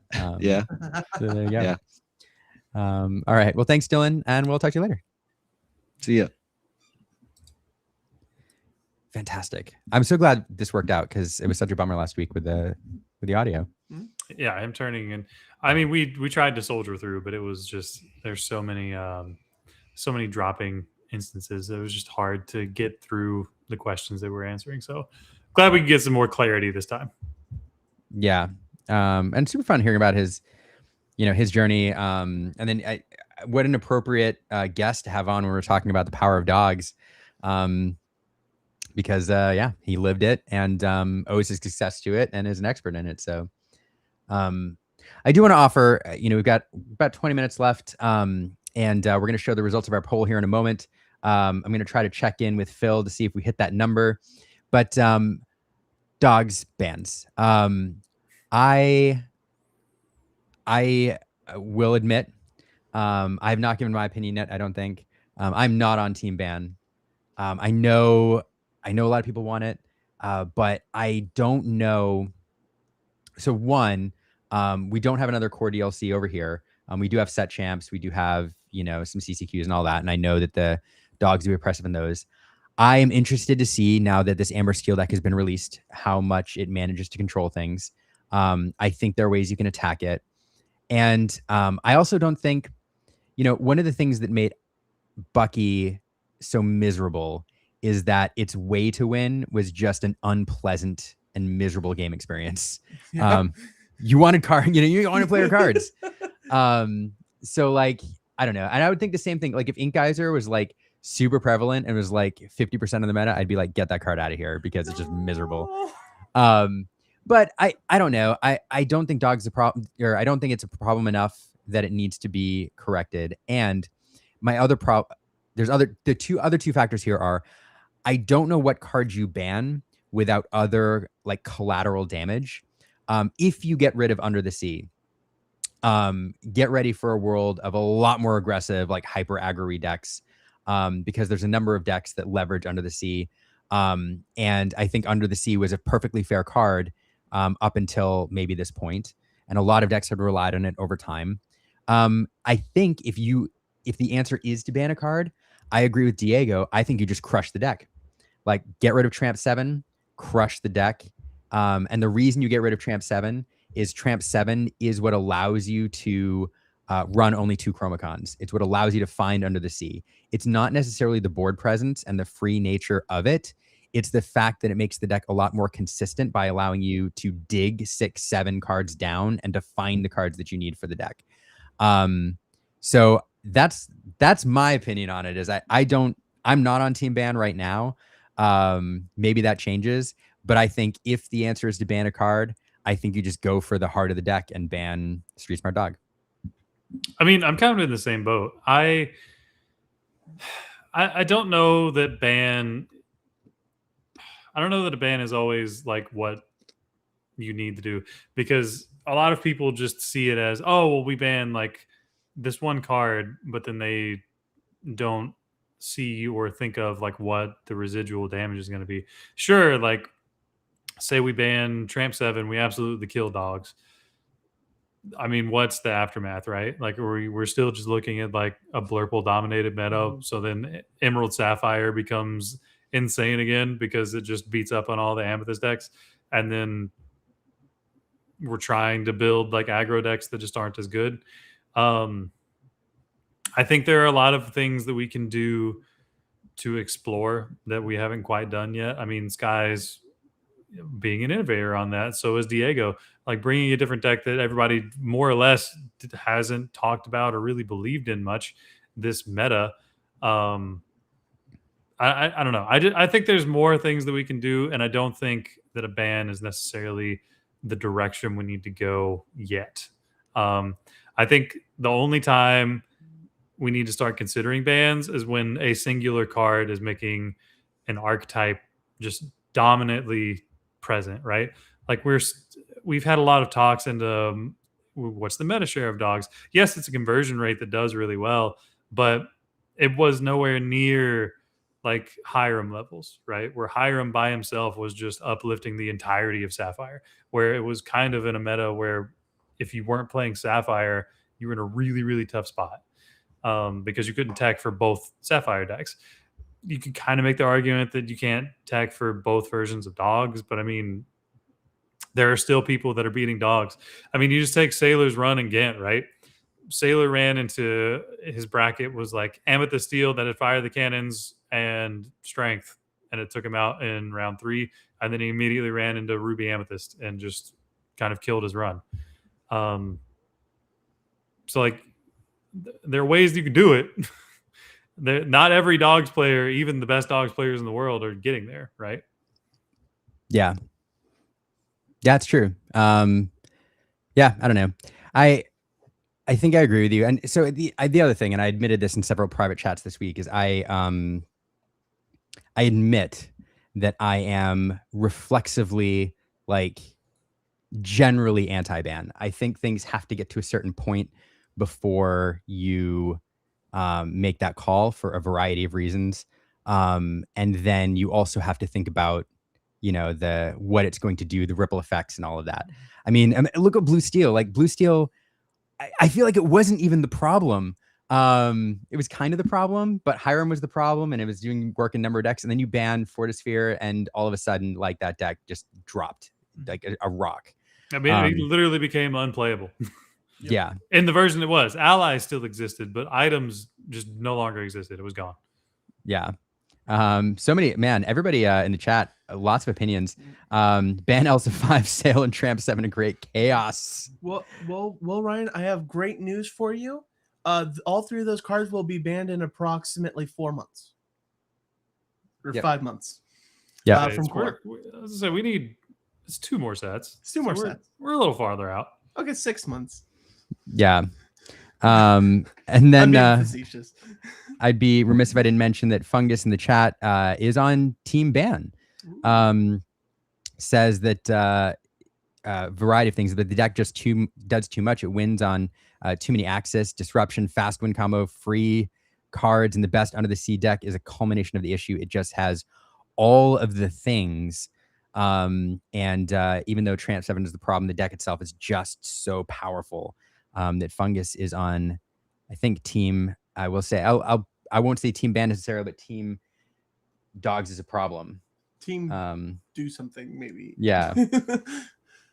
I will say there's another point I want to make. I have seen other people mention the word restricting or errataing as possible options. I am not a fan of going the restrict route. And by restrict, we mean in other card games, and I saw you react like almost violently against that. In other card games, rather than ban a card, you can either do that or you can restrict it down to 1 in your deck. I'm not a huge fan of that approach, and it sounds like you aren't either. Yeah, so erratas and restrictions don't really help because and I'm gonna attack both of them. Look at the chat is also violently against this. Yeah. So the reason that restrictions don't work is like, okay, cool, you have 1 Tramp 7. How unfun will it be when your opponent finds that Tramp 7? And you know that there's only 1 in the deck, and you know that they got lucky on that draw. I would argue that would feel worse than knowing that they're running 4. And this is an issue sometimes in other TCGs that do it. It makes the feeling that you have when your opponent plays it that much worse. It happens less often, but you're kind of like mushing the bad feelings into tighter games. And then with erratas, we saw what happened with Bucky. It was confusing. A lot of players were like, "Hey, why does the card that I opened in my pack not do what it's supposed to do or what it says it does?" And we had to have a bunch of new Buckies printed in, and it got confusing. And it would just be better to ban it. It would save everyone more time if it was just banned as opposed to errated. Yeah, I absolutely agree. I think erratas in a physical TCG, I think erratas are the worst way to go. Digital erratas are fine because like it takes no work to do so. Yeah, practically. Because then everybody just has that new card, right? Like exactly. But I mean, go back. How many people have the original version of Bucky and the new version of Bucky? Like, I would be willing to guess most people, like most casual players, or even people who go to league every night or every week, don't have both versions of Bucky. No, collectors do. Collectors who wanted both versions, but they only give out 44 per store. The number of people who'd be running Bucky with a playset is incredibly low. Like there's not enough. There are not many. Yep. And if they didn't do the errata whenever Infinity came out, we could have tested Bucky. We could have seen if Bucky was working in Infinity. It would not have. It would have been just as bad as it was before, even worse with more Floodborne. But it would have been insane in Infinity. It would have been but it would have been an option as opposed to with the errata, and then there was no option for that to happen. Yeah, I agree. Errata's not good. Oh, you're kidding. Yeah. So I'm waiting. We're waiting for the camera. I'm watching or guessing the green room, trying to get the camera. It's just gonna have to be vertical. I'm super excited. I have one other person tonight that I want to ask about this topic as well as about Ghent and how it went ultimately in their experience over there in this giant tournament. So super excited to welcome in a friend of the show and the newest DLC winner and Worlds invitee. It's Mr. Zansied. Hi. Go. Hi, Zed. Hello, hello. Can you guys hear me? There we go. Yeah. Yeah. Ah, Hey, hello. Hi. are you still in Europe right now? Yes, I'm in Austria in Vienna, and it's 3 a.m. Ah, Yeah, you're my favorite person. Thank you for taking the time. yeah. I no, it's all good. I set an alarm, and yeah, I woke up a little bit ago. So we have Um, like a hot button issue going on right now, and I think it'd be good to get Yeah. your opinion on the ban dogs, don't ban dogs debate going on right now. hmm Yeah, I mean, I feel like I did like a podcast episode like a week ago, saying like let's talk about bands, and everybody got mad at me. And they're like, no, why? You're It's just not ahead of that the curve. good. And I was like, okay. And then I was like, okay, I guess I'll play the deck. And then yeah, here we are with this guy. Yeah. Oh man, it's number 2. You got it. You're gonna have to shelf. Yeah, you have to have a shelf now, like You for got a multiple shelf, yeah. Yeah, trophies. yeah. Yeah, we'll put one in the studio soon enough. Ooh, yeah, that's a good Is idea. is that one slightly taller because you had to win like a DLC and then another? No, it's a camera angle. It's a camera angle. It's shinier. It's shinier. The other one is dull. Season 1 is dull. Season 2 is shiny. I love that. But they're the same size. I was Well, at just least you can tell them apart. that's true. Yes, yes. Um, Yeah. I have to ask because I do want to pick your brain more about your build and the deck and the meta. But first, like you did something, which is this is the first 4,000. Did they have a 4,001 last year? Yeah, we had They- there was a 4001 that same format. Okay. Yeah. So, but you're one of 2 people now who have had to like basically win a DLC and then win another game on top to be the ultimate winner. Like, what was that experience Wait, like? we had another one? I was told that this was the biggest one ever. There was another DLC that had the same format where they had 2 main events, but I don't know how the finals worked. I don't know if Might that have was been the 1K same. each too. Yeah, so it was no, so it was 2K a piece, but the Ghent one had more entries as Ah. opposed to the previous one. So that's what made Ghent the largest DLC in history for now. Ah. I think it was like a matter of like a couple hundred. But But it's Still, Which DLC was it, and why didn't I get it? it was one of the European ones last one of year, the was it not? European ones. My brain says Bologna, but that's not right.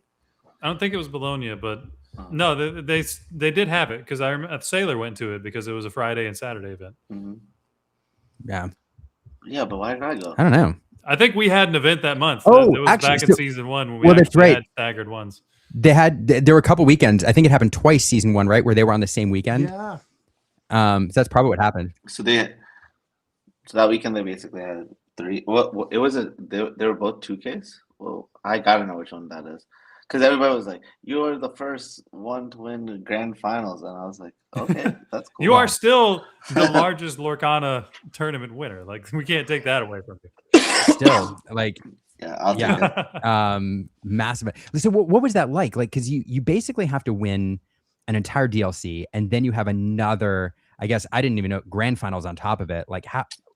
It was terrible. It was Yeah. terrible. Oh my god, it was terrible. Well, it was a great experience because I won, but it was it felt terrible in the moment because I felt like I had just won a DLC, and they were like, you gotta go fight someone else who just won a DLC to figure out who gets like all the marbles, which is crazy. Honestly, it made my Vegas win seem like a cakewalk or like a baby tournament because it was so much like less games overall, right? Like we played a best of 2 in day 1 and to a best of 3, and so if you calculate it out, right, like I went 5-0 into draw, and this one I had to go 9-0 into draw. If you think about my Swiss for this tournament, it was basically by the time I had won the Vegas tournament, because I just needed to win 10 in Vegas.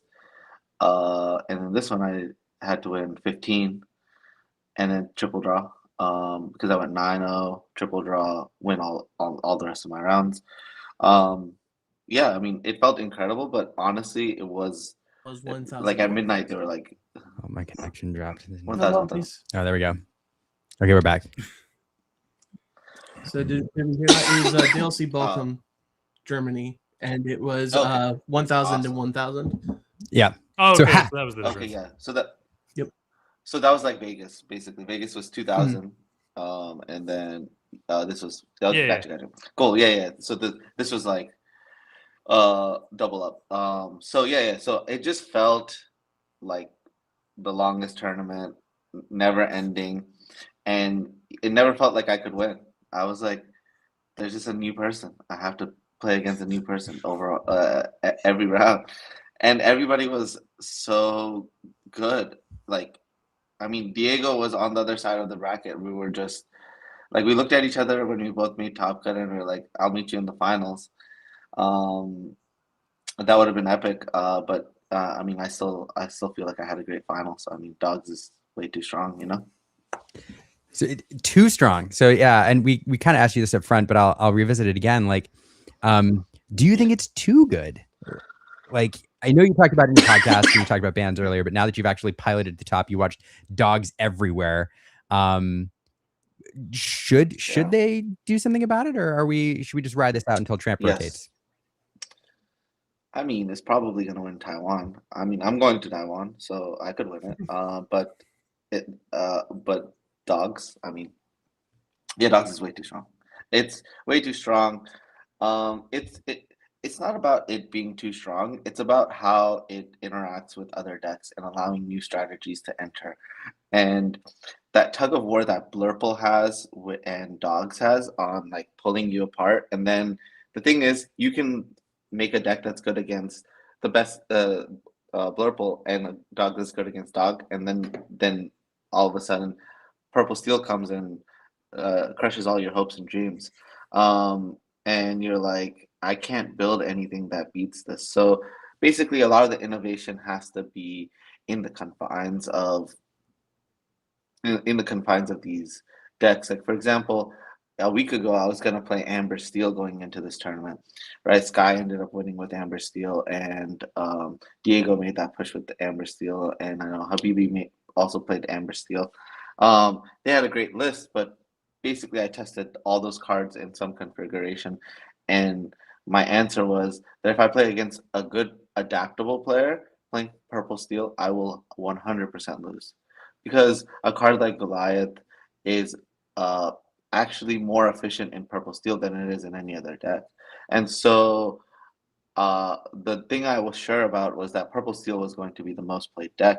So I wasn't willing to take the gamble on playing an Amber Steel strategy. And I had that realization the night before, and I was like, I had the realization that I should probably play Purple Steel the night before, and then I ended up staying up through the night before decklist submission and submitted Dogs at 7:45 when decklist submission was at 8 o'clock.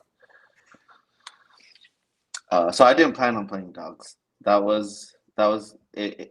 It just came back full circle. I was on, Sky and Diego's plan of playing Amber Steel. I just didn't believe that I could win the DLC with that strategy because Purple Steel was positioned to be the most played deck in Friday or Saturday. The major difference being, I believe that there was going to be more Dogs players on Saturday than there were going to be on Friday, and that ended up being true. And that was the idea that in Bologna, when I played Dogs originally in set 9, it was a 5 to 6% deck, and I had a realization that Americans love Dogs, Europeans don't like Dogs so much. So I thought that on Friday there would be more Dog players. I mean, there would be less Dog players because there'd be more locals, and then on Saturday there'd be more people who traveled from abroad. And so I was like, I need to get a Friday ticket, and then Dogs will be better positioned for Friday than it would be on Saturday. I mean, it did well on Saturday as well, but it would have a tougher bracket because you would have to be coin flipping the Dogs matchup, right? The Dogs matchup, you think of like you can have a edge against Purple Steel, and you can have an edge against Blurple, right? The day one I played against 5 Purple Steels. You would say that's like a tough matchup for Dogs, but this Dogs is so good that I 5-0'd, I like absolutely crushed it. And then On day 2, I played against all the Blurple decks and then only 2 dogs, right? I played against 6 Blurples total in the tournament and 5 Purple Steels total in the tournament and 2 dogs. So the most important thing for this tournament was being able to predict which day was going to have what and what deck it would be better positioned for which day. And so I felt like Diego made the correct call in playing Amber Steel on Saturday because it was in his best interest to have more dogs for him to prey on. But his ultimate downfall was still dogs. So, I mean, dogs is too strong. Fascinating. Yeah. It's fun. I don't know. It's fun. Both you and other players who've like won with the deck or are champions of the deck. I don't know if you missed it earlier, but I asked Diego. I'm like, hey man, for the show tonight, I need to know. You're like one of the best dog players in the world. Are you on team ban dogs or not? And he's like, ban dogs. It's too strong. And I was like, Yes. man, when Diego's weighing in and saying ban dogs, like, something's up. What would you ban? How do you fix it? Is it Tramp 7? Is it Under the Sea? It's definitely Tramp 7. Tramp 7 is the right card because this style of deck is not supposed to be Under the Sea. It's not supposed to be doing this, right? Under the Sea is supposed to keep a deck like dogs in check. It shouldn't be checking other decks. It shouldn't be checking the rest of the aggro decks. It doesn't make sense. It's like these dogs are just riding waves. Like, what is happening? Like, oh my god. They're like, oh yeah, we're just going to like cause a tsunami, and you're like, what? That's supposed to be Stitch. I love that your answer to this I is don't know. back to like flavor, is like Disney flavor. Like it just doesn't make sense logically, right? If the card were called Dog Pile, Yeah, it's yeah. good. Because it's Under the Sea, get it out of here. I mean, that's actually just an adaptation for me, right? Content adaptation, right? Like, for example, I like even or odd die roll. But then if you present it to a Disney Lorcana player, they're like, ew, you're going to make me even or odd? I don't even understand the math behind that. So then what do? You say, hey, I have 2 rock, paper, scissors dice. And they're like, oh my God, that sounds like the most fun thing I've ever heard of. But essentially, I'm just masking even or odd die rolls. Yeah. I'm trying to make it more fun for the regular guy. Yeah. That's funny. So I have a question. So there are a couple of places that track some Lorcana data, and that data suggests that dogs is not nearly as powerful as the top tier players present it to be. Could this be because there's a skill floor and ceiling that is showing that dogs is overpowered at the higher tables, but not necessarily at, say, a set championships level? What are your thoughts on that possibility? Yeah, it's the highest skill gap that we've ever seen. In the top deck. Usually, if you hold a top deck, Mantra was also the same way. Basically, if you hold a top deck, if you hold a top deck and you want to like hide it and then unveil it at the right time, because usually, like for example, when I unveiled Green Steel, after the unveil, it was hard for me to win again, but someone else who's having a luckier run than me can win. The reason why is because the most important thing was the deck itself, right? So once I unveiled once the Pandora's box is open, anybody who's playing the deck can win. But dogs is a bit different. There's a pilot. There's definitely a pilot thing to it. So most are an absolutely wonderful player who won Melbourne. I critiqued his play for his like top 8 matches, and at the time people were like, why are you critiquing it? He still won, and I was like, but there was more room to play better. There was like on average 4 lore that could have been gained, and everything was an open book. And like if I feel like I can critique someone who won a DLC, it feels insane. because the dog had the deck had so much room to improve despite the result, and that's like a very dangerous sign. Like you can maximize more. Blue Steel kind of had the same approach, but the warning sign is, what is another deck that won three DLCs in a row? The same deck. It was Buggy did not. Oh, no, not Buggy. Green Steel. Yes, and that was Vegas, Seattle, and then the format was over, but not over for Beijing. I forgot about Beijing. So I went to Beijing and I played the Green Steel deck, and it was the same story as Seattle. Even though I played it, there's not a single decision I would change in all of Seattle or all of Beijing. Right, I lost in top 32 of Seattle, but Wonderland won. Right, both of us playing the same deck, and then in Beijing the same thing.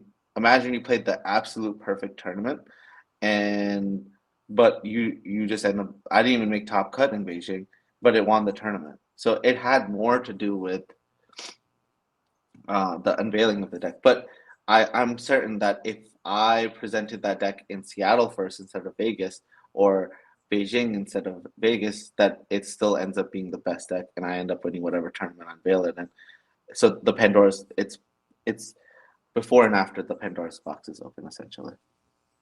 Yeah.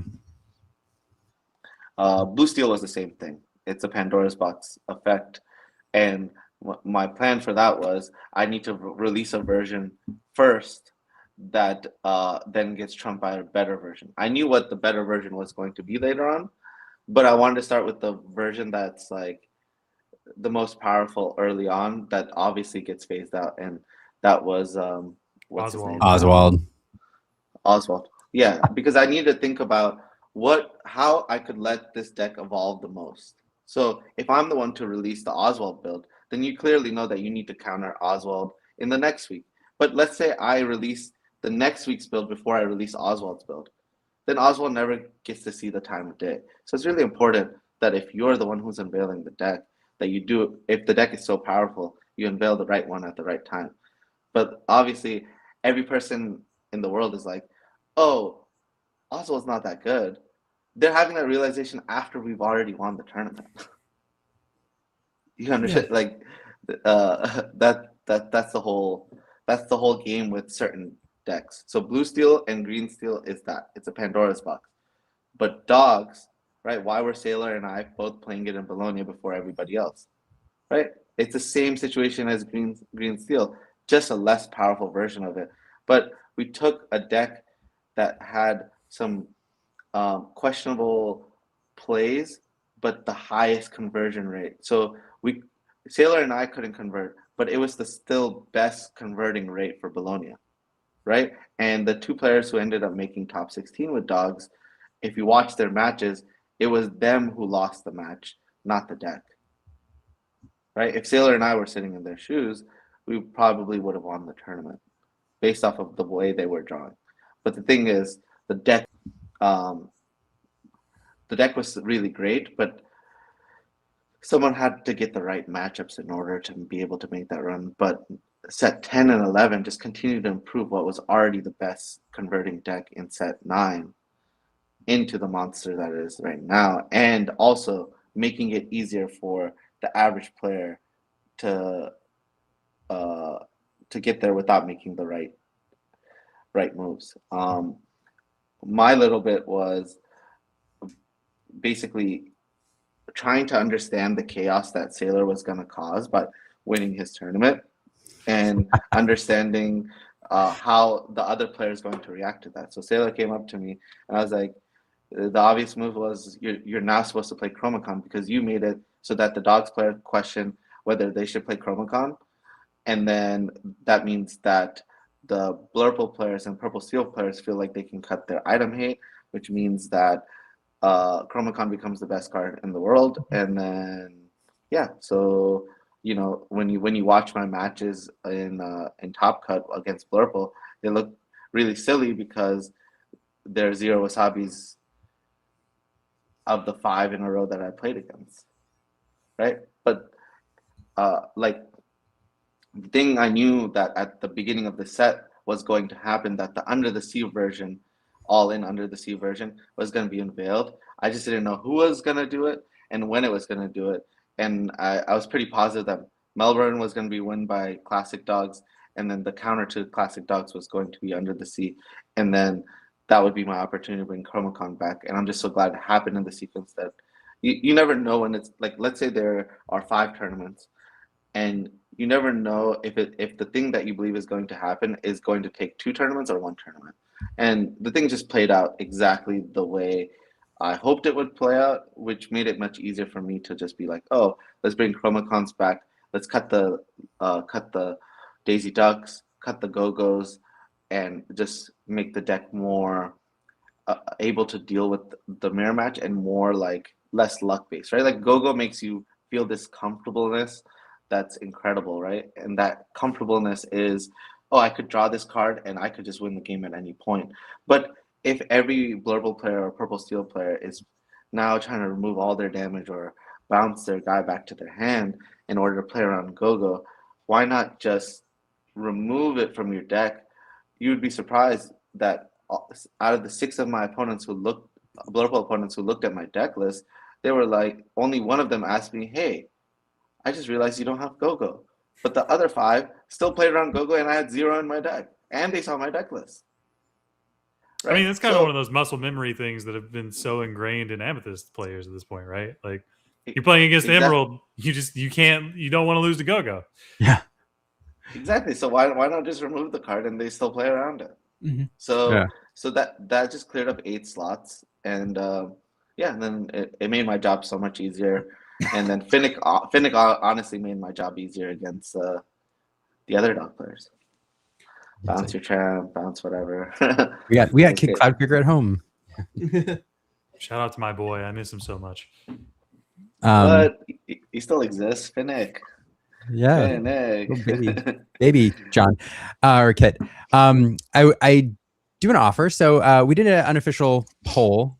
An official Lumineers poll, an unofficial poll tonight. We wanted to ask the audience what they thought, because I was really curious after all this online chatter whether or not there was a strong consensus in the community, and I don't think there is. No, this this data is well within the bounds of variance.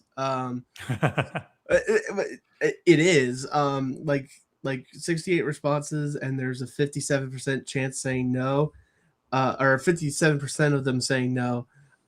There is a good chance that with some variance coming in, that it could get switched over to a yes pretty easily. So what I would say is this data tells us that it's pretty evenly split within the community, at least a community that is in tune enough to be here and passionate enough to put in a response. Yeah. I have to ask you guys, how many tournaments have you guys seen in your TCG career that someone has won completely undefeated?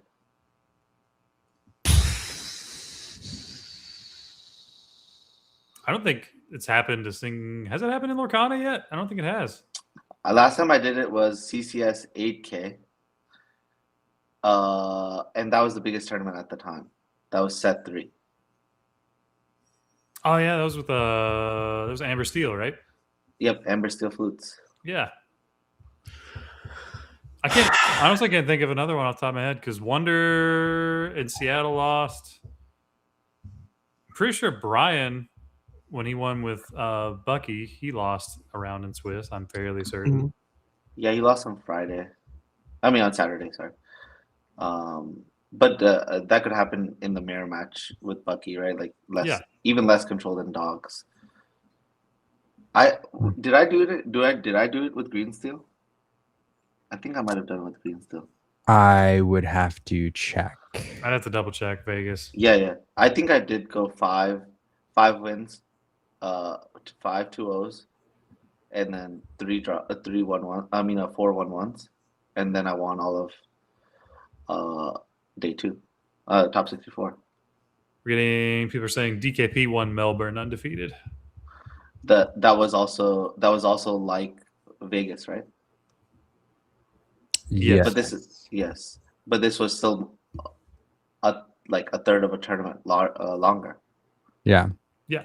right? Yeah. Like just longer than Vegas and stuff. So there's more variance in more games, right? So the largest tournament ever, twice was won by dogs, and then like overall won by dogs, and then between me and the other person who won the Saturday event, we probably lost like one or two matches, and one of them being to me,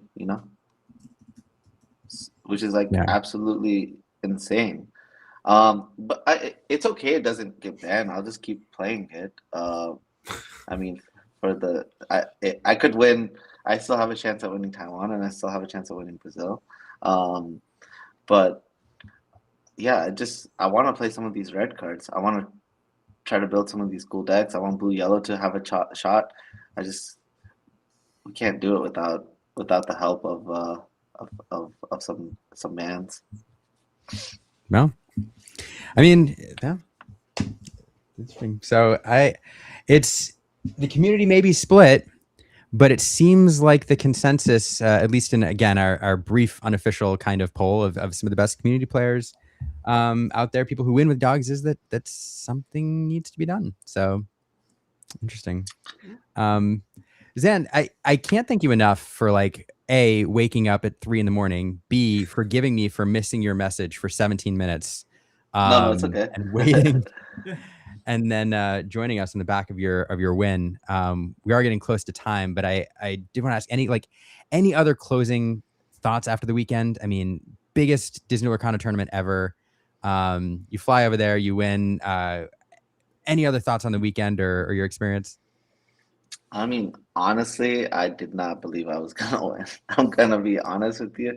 I was just happy to make top 32 and get qualified for Paris after I sat in the wrong table for Paris qualifiers last year, and honestly, I'm just like grateful to have gotten the Paris invite, and the World's invite is like a cherry on top, and winning this event is a cherry on top. I mean, I just feel so lucky and so blessed. And then of course, like the community's response was just so positive, and I mean, I like thank you to you guys for having me on, having Diego on, and yeah, I mean, yeah, I legitimately can't believe the last 24 hours. Yeah, like honestly, as soon as the tournament ended, I was just like so emotional, and it's just been really believed that I might not get back to Worlds and yeah, have another shot at the apple. Yeah. Well, I'm excited to see how you do in Taiwan, and yeah, great performance. Logan, any last questions? I mean, obviously, you just kind of touched on it. We've talked about it before. There are so many great players that we're seeing that just currently don't even have Continentals invites. I mean, you can look at Zach Bivens as one very prominent player, right? That just currently doesn't have a Continentals invite. How does it feel to have the weight off of your shoulders now, knowing, okay, I've got the World's invite secured. Now everything else that I'm playing for is just kind of the cherry on top, so to speak. Oh my God. I mean, it's such a power position. I was fortunate to have that last year before Worlds, and it's such a powerful position. But it's important not to take it for granted. It's important to continue to go to events, because I think that in the end, you have a much better chance at making a run at Worlds or Continentals when you're setting the trends instead of following the trends. If you end up becoming a trend follower, it becomes a lot harder to win any event. So, continuing, like, I just need to still stay hungry and know that, the job's still not done until I win Worlds, and then I can reevaluate after that. Yeah. Any other questions? Yeah. No, I'm good. Yeah. No, Dan, thanks so much again. I hope you have a safe trip back. Looking forward to see how you do in Taiwan. And can't wait for the next podcast episode where I'm sure we're going to hear more about the run. So thanks again for everything. Yeah, hopefully it's a back-to-back. Yeah. Keep my fingers crossed. Either way, you're welcome back afterwards to talk about the back, like other side of the world journey. So thanks so much. Awesome. Congrats again. Bye, guys. Night. Man, I can't believe you woke up at 3 a.m. Yeah, that was my first time interacting with Sam. Really? Yeah. I think I might have DM'd him once like last year, but yeah, that was really cool. Yeah. Again, you ask people who are overseas in Europe to do these things, and I always expect 100% of the time they're going to say no. But you have to ask because sometimes they want to jump on. You never know. Great.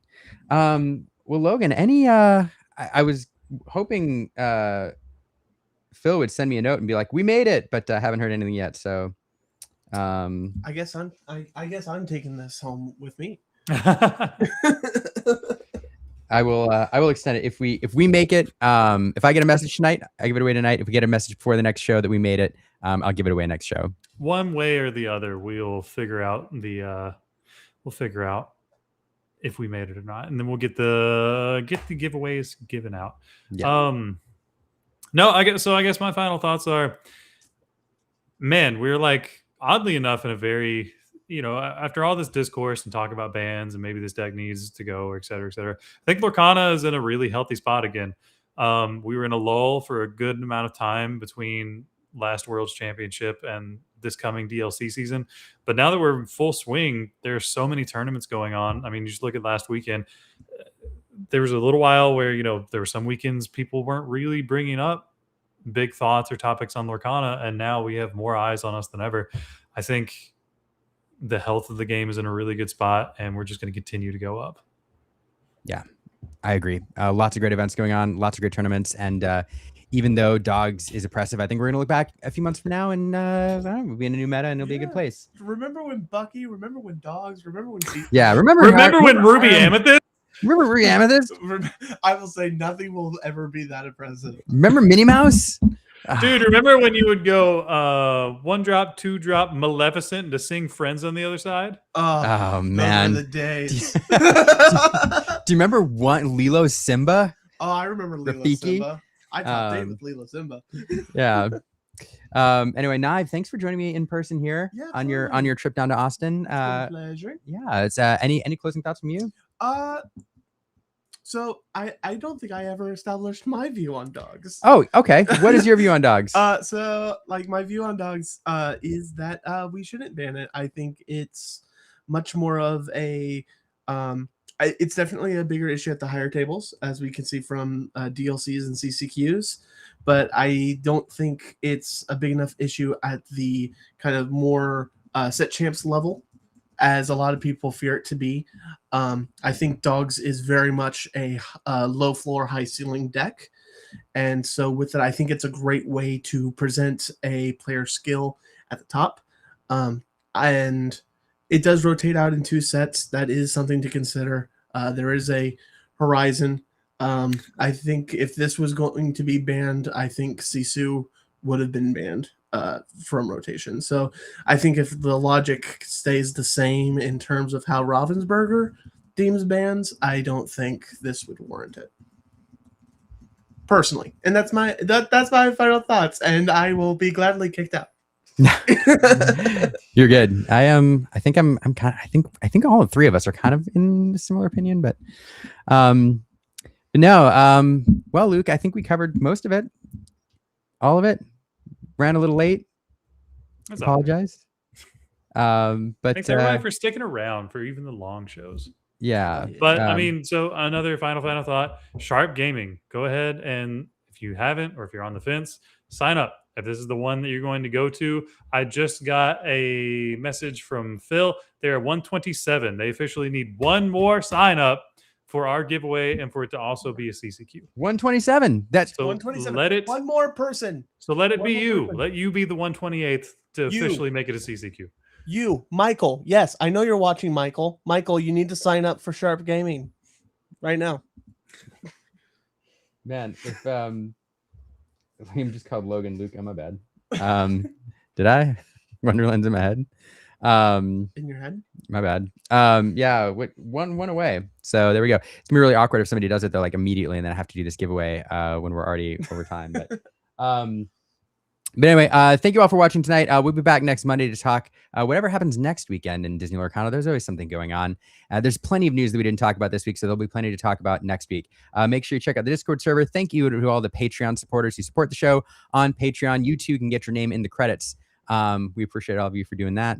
And yeah, Knive. Oh, last thing before we go, Knive, how can people follow you?